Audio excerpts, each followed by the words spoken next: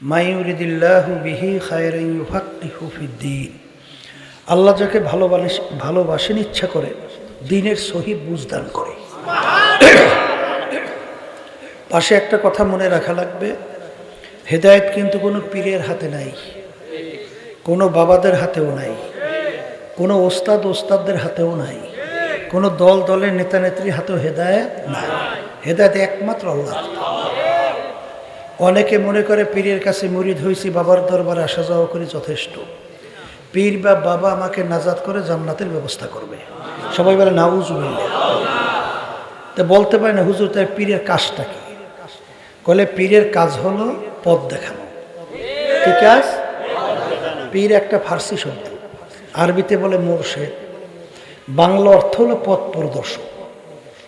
আপনি চিটাগাংয়ের রাস্তা চেনেন না, যে আপনাকে দেখাবে সেই হলো পীর। ওই পথে চলাবা না চলার দায়িত্ব আপনার এবং আমার, আর মঞ্জিলে মাকসুদে পৌঁছাবার মালিক হলো আল্লাহ।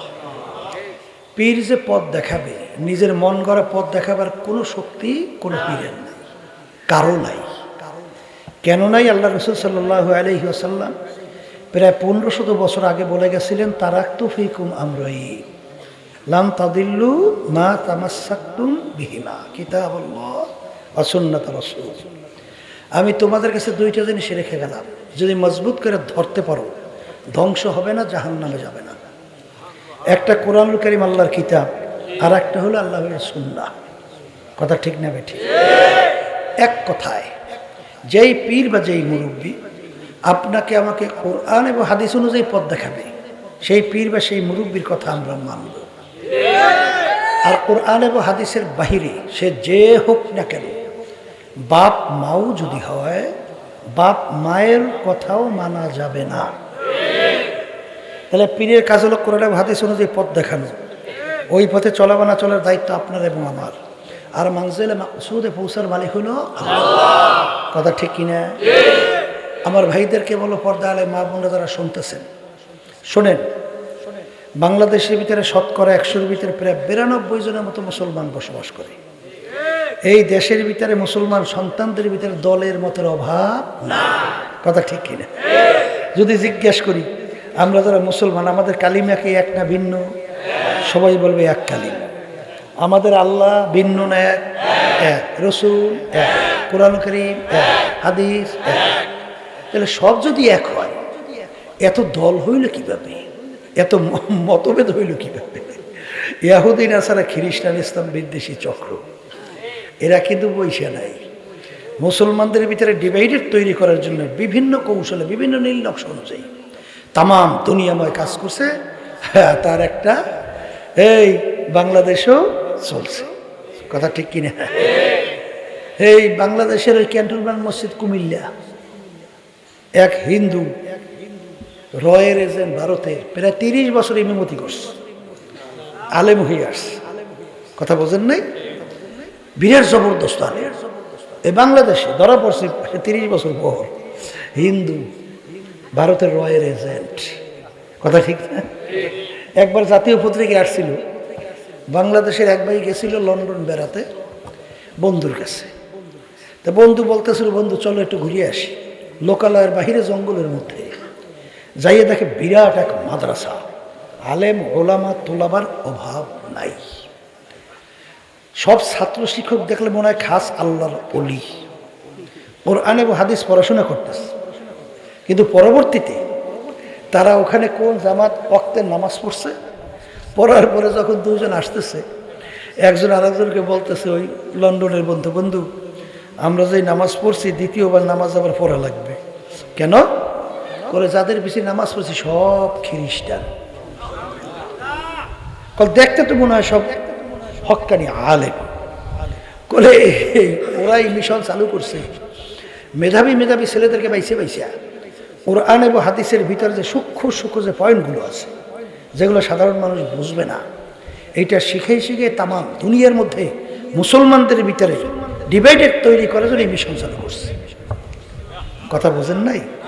ওই শুনছিলাম দেওবন্দ মাদ্রাসা ভারত, সেখানে এক খুব মেধাবী, দেখতেও সুন্দর, টাকা পয়সারও খুব মালিক, এই অল্প সময়ের ব্যবধানে ছাত্র এবং উস্তাদের মন কেড়ে নিয়েছে। ওখানে কত বছর জানি 10 বছর না কত বছর পড়ছে। শেষ পর্যন্ত বলতেছে যে ওস্তাদের কাছে যে আমাকে মাফ করবেন, আমি মুসলমান না, আমি হলাম ইহুদি। আমাকে এখানে এজেন্ট হিসেবে পাঠানো হয়েছিল এখান থেকে তথ্য পাচার করার জন্যে। তা আমার কাজ শেষ, এখন আমাকে মাফ করে দিন, আমি রওনা করলাম। এইভাবে চরমনাইতে আমার মনে পড়ছে, এই চোর ধরা পড়ছিল, চোর, কথা বুঝছে, সুবহানাল্লাহ, দেখতে মনে হয় খাস আল্লাহর ওলি।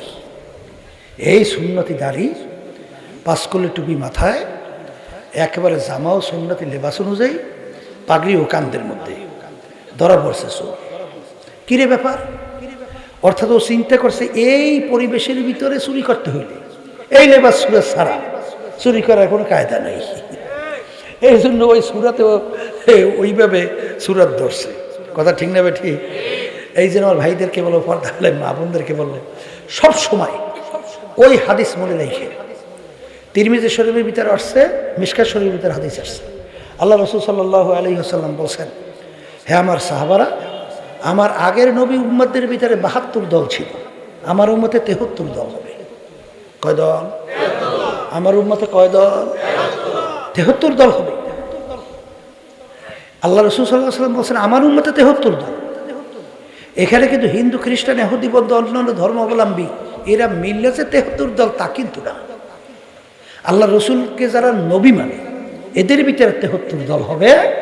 এবং আল্লাহ রসুল সাল্লাল্লাহু আলাইহি ওয়াসাল্লাম বলেন, এই 73 দলের ভিতরে 72 দল ধ্বংস হইয়া জাহান্নামে চলে যাবে, একটা দল শুধুমাত্র নাজাত পেয়ে জান্নাতে যাবে। সহিহ হাদিস। আল্লাহ রসুল সাল্লাল্লাহু আলাইহি ওয়াসাল্লাম বলছেন, তাহলে আল্লাহ রসুল উম্মতের ভিতরে 73 দল হবে না? আবার বলেন, এর ভিতরে ধ্বংসপ্রাপ্ত কয় দল? আর নাজাত পেয়ে জান্নাতি কয় দল? সাহাবায়ে কেরাম প্রশ্ন করলেন, হে আল্লাহ রসুল সাল্লাল্লাহু আলাইহি ওয়াসাল্লাম, যেই দলটা নাজাত পেয়ে জান্নাতে যাবে তার পরিচয় কি? পরিষ্কার হাদিসের ভিতরে আল্লাহ রসুল সাল্লাল্লাহু আলাইহি ওয়াসাল্লাম পরিচয় দেয়, মা আনা আলাইহি ওয়া আসহাবি, আমি এবং আমার সাহাবারা যেই পথ, যেই রীতি আদর্শ সূরা সিরাত আকীদা আছি, কিয়ামত পর্যন্ত যারা এই নিয়মে থাকবে তারাই নাজাত পেয়ে জান্নাতে। এখন আমার ভাইদেরকে বলবো, পর্দা আলে মা বোনরা যারা শুনতেছে, খবরদার, পথ বড় পিচ্ছিল, কঠিন পথ, কথা বোঝেন নাই? পা বাড়াতে হলে খুব সতর্ক অবস্থায় পা বাড়াতে হবে, ঠিক কিনা?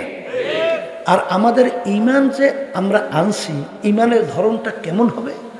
আল্লাহ রাব্বুল আলামিন কুরআনুল কারীমের ভিতরে বলছেন, আমিনু কামা আমানান নাস। সাহাবায়ে কেরামরা যেভাবে ইমান আনছিল, তোমাদের ইমানের ধরনটা ওইভাবে তোমরা আনো। অর্থাৎ তোমাদের ইমানের ধরনটা ওইভাবে হবে। কিভাবে হবে? আবার কোন আচ্ছা, সাহাবায়ে কেরামদের ইমান এবং তাদের বিশ্বাসের অবস্থাটা কেমন ছিল? আর বর্তমানে আমাদের ইমানের সঙ্গে একটু মাজানা করে দেখেন, ওজন করে দেখেন, একটু প্রয়োগ করে দেখেন, কথা ঠিক কিনা? এই তাদের বিশ্বাসটা কেমন ছিল?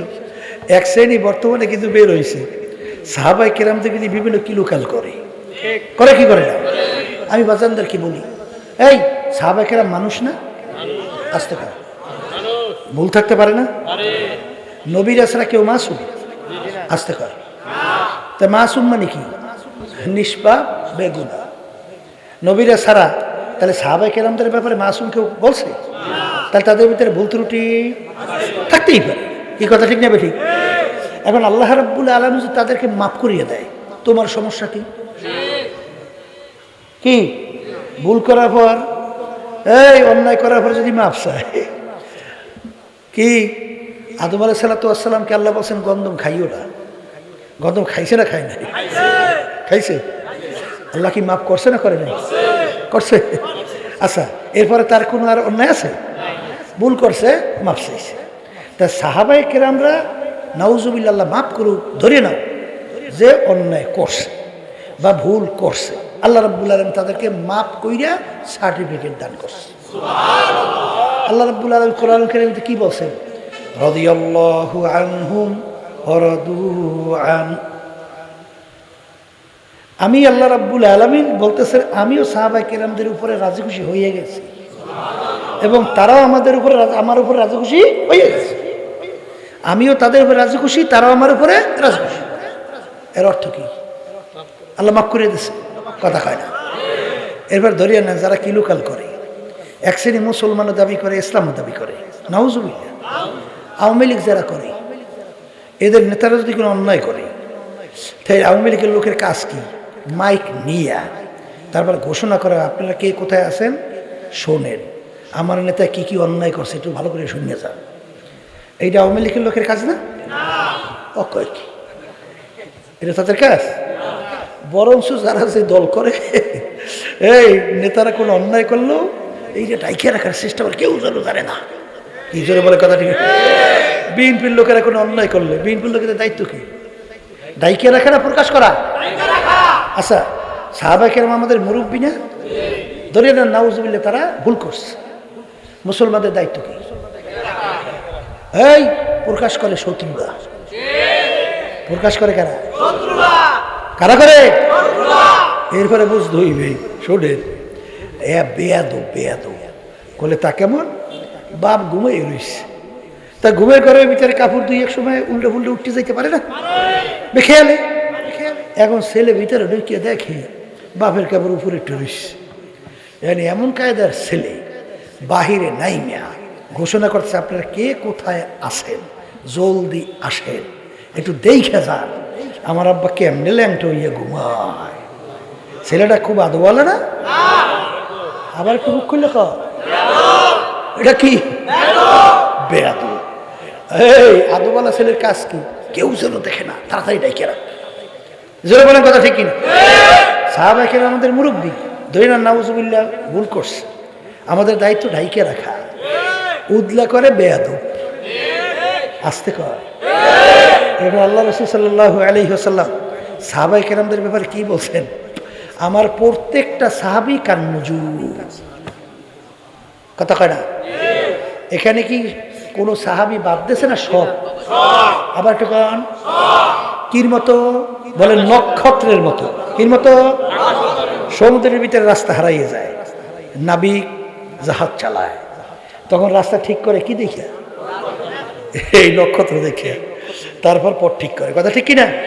আল্লাহ রাসূল সাল্লাল্লাহু আলাইহি ওয়াসাল্লাম বলে, তোমরা যখন বেহেশত ও জাহান্নামের রাস্তা হারাই ফেলবা, কোনটা জান্নাত কোনটা জান্নাতের রাস্তা, এইটা ঠিক করার জন্য আমার যে কোনো এক সাহাবীর তোমরা অনুকরণ করবে, তোমরা সোজা রাস্তা পাইয়া নাজাত পেয়ে জান্নাতে যাবে। আমি বলছি না, আল্লাহ রাসূল সাল্লাল্লাহু আলাইহি ওয়াসাল্লাম বলছে। এই কথা ঠিক না ভাই? ঠিক।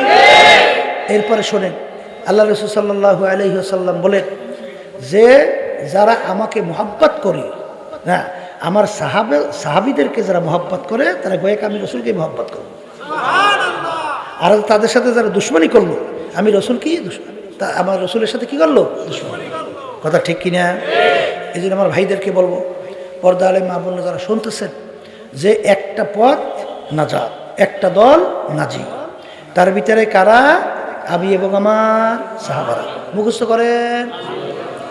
এখন সাহাবায়ে কেরামদের মতো তো আল্লাহ ঈমান আনতে বলছেন, ঠিক না? তাদের ঈমানের অবস্থা কেমন ছিল একটু ইতিহাস পড়িয়ে দেখেন। আবু বকর সিদ্দিক রাদিয়াল্লাহু তাআলা, কথা ঠিক? এই তিনি মুসলমানের পক্ষে যুদ্ধ করে, ছেলে তখনও মুসলমান হয় নাই, ছেলে তো কাফেরের পক্ষে যুদ্ধ করে। এখন পরবর্তীতে ছেলে তো মুসলমান হয়ে গেছে, এখন ছেলে বলতেছে, আব্বা জান অমুক যুদ্ধে আপনি এমন কায়দায় আমার সামনে পড়ছিলেন, আপনি ইচ্ছা করলে আমি আপনাকে কতল করতে পারতাম, কিন্তু যেহেতু আপনি আমার আব্বা, এই জন্য আপনাকে আমি কতল করি নাই। আবু বকর সিদ্দিক রাদিয়াল্লাহু তাআলা বলতেছেন, বাবা আমি খোদার কসম করে বলছি, ওই সময় যদি তুমি আমার সামনে পড়তা, সঙ্গে সঙ্গে তোমার মাথাকে আমি দ্বিখণ্ডে দিতে পারতাম, কারণ তখন তুমি আমার আল্লাহর শত্রু, তখন তুমি আমার রসুলের শত্রু, আল্লাহর নবীর শত্রু, রসুলের শত্রু, তখন তুমি মুসলমানদের শত্রু, তুমি আমারও শত্রু। কথা ঠিক না? ঠিক। এই হলো তাদের ঈমান। আর বর্তমানে এক শ্রেণী আমার বাজানরা আছে, এই দল করে তো করে, আল্লাহর বিরুদ্ধে করলো না, ইসলামের বিরুদ্ধে করলো না, মুসলমানদের বিরুদ্ধে করলো না, মিথ্যে বললো না সত্য বললো, জুলুম করলো, না এই ন্যায় করলো, না কি করলো, মানব রচিত আইন দিয়ে মানুষকে ইমান হারা করলো, না ইমান রাখলো, খবর নাই। দল করছি তো করছি।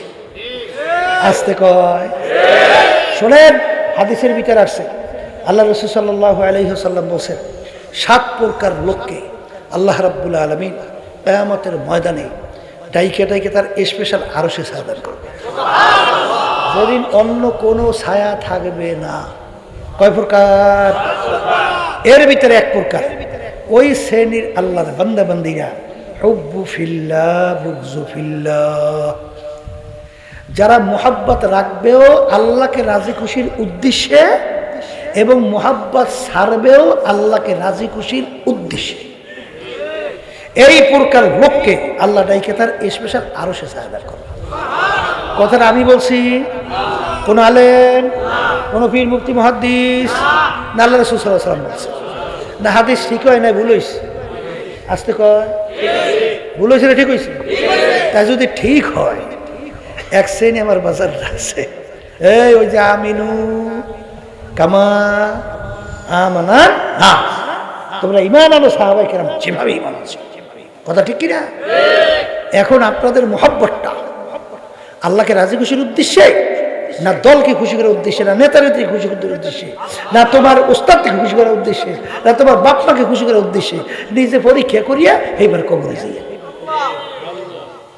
কি না ভুল শুনাইছি মনে হয়? হ্যাঁ, ভুল শুনাই নেই। তাইলে যদি আপনার মোহাব্বতটা আল্লাহকে রাজি খুশির উদ্দেশ্যে না হয়, তাইলে আপনি আরশের ছায়া পাবেন? আসতে পাবেন? তা কোরআন এবং হাদিসের বাহিরে জোর করিয়া আরশের ছায়া যাইবে? জোর করি সম্ভব? সম্ভব। এই জন্য আমার বাজানদেরকে বলবো যে আমিনু কামা আমানান নাস, ঈমান আনো সাহাবায়ে কেরাম যেভাবে ঈমান আনছিল। বর্তমানে ঝামেলার তো শেষ নাই। সাহাবায়ে কেরামদের ঈমান কেমন ছিল?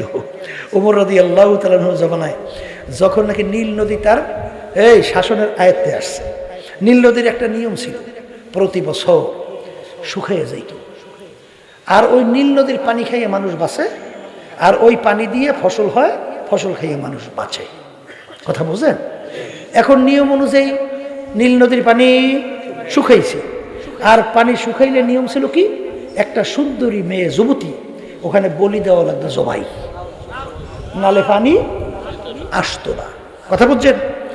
এখন তো নিয়ম অনুযায়ী নীল নদীর পানি শুকাইছে, এখন নিয়ম কি, একটা যুবতী সুন্দরী মেয়েকে বলি দেওয়া লাগবে, নালে পানি আসবে। আর পানি যদি না আসে তা লক্ষ লক্ষ মানুষ, কথার কথা, পানি না খেয়ে মরবে, ফসল হইবে না, না খেয়ে মরবে। বর্তমান আমাদের যুগ যদি হইতো, আল্লাহ মাফ করুক, কত ফতুয়া যে বাইরে তো, এখন লক্ষ লক্ষ মানুষের জীবন বাঁচানো লাগবে না? একটা জান যে কায় দেখি, একটা জান দেওয়া সবাই লক্ষ লক্ষ মানুষ বাঁচুক, কেন ফতুয়া বাইরেতে না? আর একটু আসতে কম দেয় বাইরেতে না? কিন্তু সাহাবায়ে কেরামদের ঈমানের অবস্থা কেমন ছিল? যখন গভর্নরের কাছে কিছু, গভর্নর নীল নদীর পানি তো শুকাইছে, যুবতী মেয়ে জবাই না করলে পানিও তো আসবে না, আর লক্ষ লক্ষ মানুষ পানি না খেয়েও তো মরবে, ফসল নইলে মরবে। এখন কি করা? একটা যুবতী মেয়ে তো জবাই করা লাগবে। গভর্নর বলে ইন্না নিলে বলো কি, এত ইসলামে জায়েজ নেই, এটা তো জায়েজ নেই। কোথায় করবেন কি? মানুষ তো সব মারা যাবে। কলে আমিরের কাছে না জানলে কিছু করা যাবে না। আমিরের কাছে সংবাদ পুষছে, আমির কলে বলো কি, হ্যাঁ নীল নদীর পানি শুকাইছে, একটা যুবতী মেয়ে জবাই না করলে পানি আসবে না, আর পানি না খেয়ে মানুষ মরবে। তাই একটা মেয়ে জবাইয়ের ভিতরে শক্তি, পানি আসা না আসার, তা আমার আল্লাহর শক্তি কোথায়? এই ছিল তাদের ঈমান। কলে কোনো মেয়ে জবাই টবাই চলবে না। আমির মুমিনিন ওমর ফারুক রাদিয়াল্লাহু তাআলা আনহু নীল নদীর কাছে চিঠি লেখে। ওকে সুবহানাল্লাহ, আলহামদুলিল্লাহ, কিছুই দেখুন। আমাদের যুগে হইলে কি করতেন? বলে মুসলমান হুঁচি পাগলের দল, নদীর কাছে চিঠি লেখে সুস্থ মানুষ। কার কাছে চিঠি লেখে? নদীর কাছে চিঠি লেখে সুস্থ মানুষ। মাথা ঠিক আছে? এখন সে তো চিঠি লেখে কার কাছে? নীল নদী, যদি আল্লাহর হুকুমে জারি হও তাহলে জারি হইয়া যাও, আর যদি আল্লাহর হুকুমে জারি না হও তোমার পানি আমাদের লাগবে না, ডাইরেক্ট অ্যাকশন। যাও নীল নদীর ভিতরে নিয়ে চিঠি ফালাই দাও। চিঠি ফালাইতে দেরি, সুম সুম কইরা নীল নদী পানিতে পরিপূর্ণ। ওই যে নীল নদী ভরছে পানিতে, আসো তা আর শুকায় নাই। আমিনু কামা আমানান নাস, ঈমান আনো। সাহাবায়ে কেরাম সেভাবে ঈমান আনছিল। আর বর্তমানে কি ওয়ালা নাবলুওয়ান্নাকুম, আমার মালিক বলছেন অবশ্যই অবশ্যই তোমাদেরকে পরীক্ষা করবই করব। পরীক্ষায় পাস না কইরা কেউ মালিকের বেহেশতে ঢুকতে পারবো না। আল্লাহ বলছে অবশ্যই পরীক্ষা করবই করব। কেমন পরীক্ষা? নবীরা পর্যন্ত এক পর্যায়ে 2 হাত মালিকের দিকে উঠাইয়া বলছিলেন মাতা নাসরুল্লাহ, হে আমার মালিক তোমার সাহায্য কোথায়? এই অবস্থা না পড়িয়েই বেহেশতে ঢুকে গেল। কথা ঠিক কিনা? আমিনু কামা আমানান নাস। সাহাবায়ে কেরামদের ঈমান কেমন ছিল? আল্লাহ রাসূল সাল্লাল্লাহু আলাইহি ওয়াসাল্লাম বলেন, যেই হারাম মালের দ্বারা রক্ত এবং গোশত তৈরি হবে তার জায়গা জাহান্নাম ছাড়া হবে না। কথা কয় না? যেই রক্ত এবং গোশত বলেন হারাম মালের দ্বারা তৈরি হবে তার জায়গা জাহান্নাম ছাড়া হবে না। আমি বলছেন আল্লাহ রাসূল সাল্লাল্লাহু আলাইহি ওয়াসাল্লাম বলছেন, তাদের ঈমান কেমন ছিল, আমাদের ঈমান অবস্থা কি? এক সিনেমার বাজানরা আছে, ক্ষমতা পাইয়া এই বড় বড় পদে যাইয়া এখন সরকারি মাল পাইয়া লুটপাট করিয়া এরপর বিভিন্ন টেন্ডারবাজি সাদাবাজি, বুঝলেন নাই? এইভাবে যে বিভিন্ন জুলুম নির্যাতনের মাধ্যমে সম্পদ গুছাইয়া এইবার বুড়ো হয়েছে হজ করতে যায়। কি করতে যায়? ওই শুনছে হজ করলে মাসুম বাচ্চা হয়। মাসুম বাচ্চা বুঝেন নাই? কোলের নিষ্পাপ দুধ পানকারী মায়ের বাচ্চা যায় হজ করতে। এই গুণা তো জীবনে বহুত করছে, এখন যাই একটু নিষ্পাপ হইয়াই 10-12 না যতদিন বেঁচে থাকবা ততদিন হজ করবা, যতক্ষণ পর্যন্ত হক করে ইবাদত নষ্ট করছো ওই পরিমাণ সম্পদ ফেরত না দেওয়া পর্যন্ত তোমার জায়গা জাহান্নাম ছাড়া হবে না। আল্লাহ রাসূল বলেন, যেই হারাম মালের দ্বারা রক্ত এবং গোশত তৈরি হবে তার জায়গা জাহান্নাম ছাড়া হবে না। সাহাবায়ে কেরামদের ঈমান কেমন ছিল, বিশ্বাস কেমন ছিল? তোমার আমার ঈমান কেমন, বিশ্বাস কেমন, পরীক্ষা করো। এই আবু বকর সিদ্দিক রাদিয়াল্লাহু তাআলা আনহু এই গোলাম ছিল, আজাদ করে দেবে, গোলাম তুমি আজাদ। মাঝে মাঝে কিন্তু খাদ্য নিয়ে আসতে বলে নিয়ে এসো। গোলাম খাদ্য নিয়ে আসে, জিজ্ঞাসা করে কিভাবে খাইছো, কিভাবে আনছো, কিভাবে কামাই করছো? হুজুর এইভাবে এইভাবে এইভাবে। যখন দেখতেন হালাল তিনি খাইতেন। একদিন পেটেও বড় ক্ষুধা, গোলাম খাদ্যও নিয়ে আসছে, জিজ্ঞাসা না করে খাইয়ে ফেলছে। গোলাম বলতেছে, হযরত আপনি তো অন্যান্য সময় না জিজ্ঞেস করে খান না, আছে না জিজ্ঞেস করেই খাইলেন? বলে, বাবা তুমি তো অন্যান্য সময় হালাল উপায়ই তো আনো, আজকে পেটেও আমার বড় ক্ষুধা, মনে করছে হালাল উপায়ই আনছো, এই জন্য খাইয়ে ফেলছি। বলো এখন কিভাবে কামাই করছো? বলে, হুজুর আমি যখন কাফের ছিলাম জাদুবিদ্যার মাধ্যমে একটা লোকের তদবির করছিলাম, সেই লোকটার সঙ্গে এখন দেখা, সেই লোকটার তদবির ভালো হয়ে গেছে, ওই ভালো হয়েছে বিনিময়ে আমাকে এই খাদ্য দিছে। তখন আবু বকর সিদ্দিক রাদিয়াল্লাহু তাআলা আনহু বলেন, ইন্না লিল্লাহ, বাবা সর্বনাশ তো করছো, জাদুবিদ্যার মাধ্যমে তদবির করা কামাই সম্পূর্ণ হারাম, তুমি তো আমাকে হারাম খাওয়াইছো।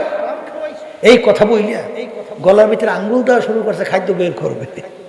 ওদেরকে পেটেও ক্ষুধা, পাকস্থলীতে খাদ্য চলে গেছে, খাদ্য বের হয়।